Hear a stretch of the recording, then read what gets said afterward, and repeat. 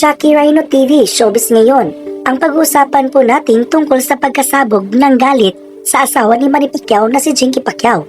Dahilan sa pagkakadawit sa kanyang asawa na si Manny Pacquiao sa kasong syndicate estafa. Galit na galit ang aktres sa asawa ng People Champ Manny Pacquiao. Hindi na nakapagtimpi, matapang na nagsasalita ito. Hindi na nakapagtimpi ng timpi ang asawa ni Manny Pacquiao na si Jinky Pacquiao, kung saan pumalag ito sa pagkakadamay sa pangalan ng asawa sa kaso ni Neri Miranda. Idinadawit ang pangalan ng senator sa multimillionaires pyramid game investment scam ng Dermacare. Matapos may ugnay na may warrant of arrest din ito matapos ang pagkakadakip kay Neri Miranda. Ano nga ba ang totoo sa pagkakadamay ng senator Manny Pacquiao? Noong 2022 ay naging franchise ambassador si Manny Pacquiao sa naturang kumpanya. Ngunit hanggang doon lang raw yun at hindi siya naghihikayat ng mga kliyente upang mag-invest sa naturang kumpanya. Pumalag dito ang mismong asawa ni Manny Pacquiao na si Jinky Pacquiao. Ayon kay Jinky, papalag sila sa mga kaso dito.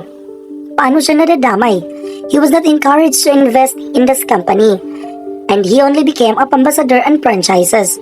Malinis ang konsensya ng asawa ko, huwag niyo siyang idamay. Kung patuloy niyo siyang ididiin, hindi kami aatras sa inyo at hindi kami natatakot sa inyo.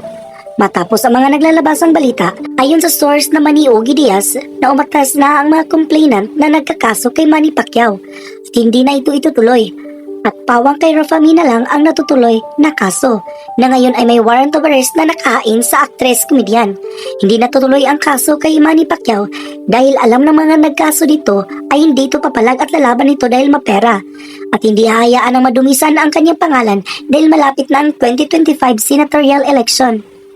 Alaman naman natin na magpa-file ang kandidacy si Manny Pacquiao sa pagka-senator. Sa pagkakakulong ni Neri Miranda ay namayat na raw ang aktres. Hindi na malaman ang nararamdaman sa sarili.